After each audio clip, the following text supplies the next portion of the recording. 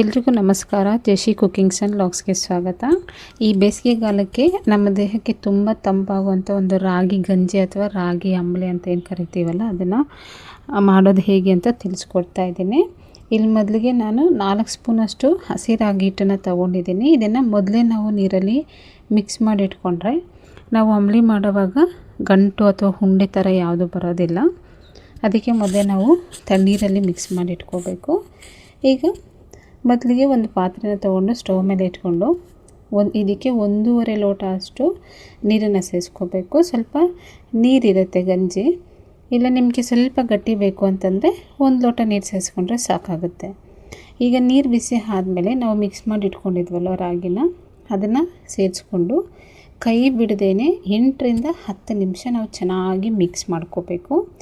ನಾವು ಮಿಕ್ಸ್ ಮಾಡಿಕೊಂಡಷ್ಟು ಎಲ್ಲಿ ಯಾವುದೇ ಥರ ಉಂಡೆ ಆಗೋದಿಲ್ಲ, ಗಟ್ಟಿ ಆಗೋದಿಲ್ಲ, ನೀಟಾಗಿ ಸಾಫ್ಟಾಗಿ ಬರುತ್ತೆ, ಸ್ಮೂತಾಗಿ ಬರುತ್ತೆ. ಈಗ ನೋಡ್ತಾ ಇರ್ಬೋದು ಕಲರ್ ಸಹ ಚೇಂಜ್ ಆಗ್ತಾಯಿದೆ. ಈಗ ಆಲ್ಮೋಸ್ಟ್ ಕುಕ್ ಆಗಿದೆ. 10 ನಿಮಿಷ ಬೇಯಿಸ್ಕೊಂಡ್ರೆ ಸಾಕು. ಈ ರಾಗಿ ಗಂಜಿ ತುಂಬ ಟೇಸ್ಟಾಗಿ ಚೆನ್ನಾಗಿ ರೆಡಿ ಆಗುತ್ತೆ. ಈಗ ನೋಡಿ ಚೆನ್ನಾಗಿ ಬೆಂದಿದೆ. ಈಗ ಇದಕ್ಕೆ ಸ್ವಲ್ಪ ಉಪ್ಪನ್ನು ಸೇರಿಸ್ಕೊಂಡು ಈ ಗಂಜಿನ ನಾವು ಒಂದು ತಟ್ಟೆಗೆ ಹಾಕ್ಕೊಂಡ್ರೆ ಬೇಗ ತಂಪಾಗುತ್ತೆ. ಸೊ ನಾವು ಹಾಗೆ ಪಾತ್ರೆ ಇಟ್ಟರೆ ತಂಪಾಗೋದಿಲ್ಲ. ಇದು ಇಮಿಡಿಯೇಟ್ ಮಾಡ್ಕೊಂಡು ತಿನ್ಬೋದು. ಆ ಕಾರಣಕ್ಕೆ ನೋಡಿ ಸ್ವಲ್ಪ ತಂಪಾದಮೇಲೆ ಈ ಕನ್ಸಿಸ್ಟೆನ್ಸಿ ಬರುತ್ತೆ. ನಿಮಗೆ ನಾನು ಮೊದಲೇ ಹೇಳಿದ ಥರ ಇನ್ನೂ ಸ್ವಲ್ಪ ಗಟ್ಟಿ ಬೇಕು ಅಂತಂದರೆ ಸ್ವಲ್ಪ 1 ಲೋಟ ನೀರು ಹಾಕ್ಕೊಳ್ಳಿ, 1.5 ಲೋಟ ಬೇಡ.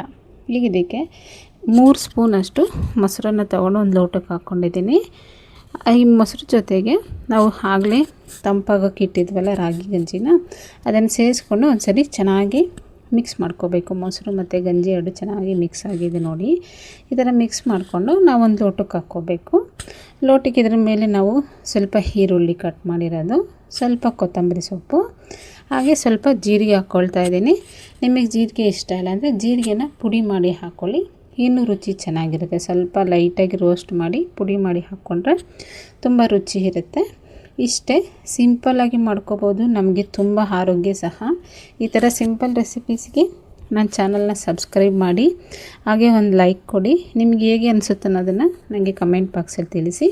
Thank you.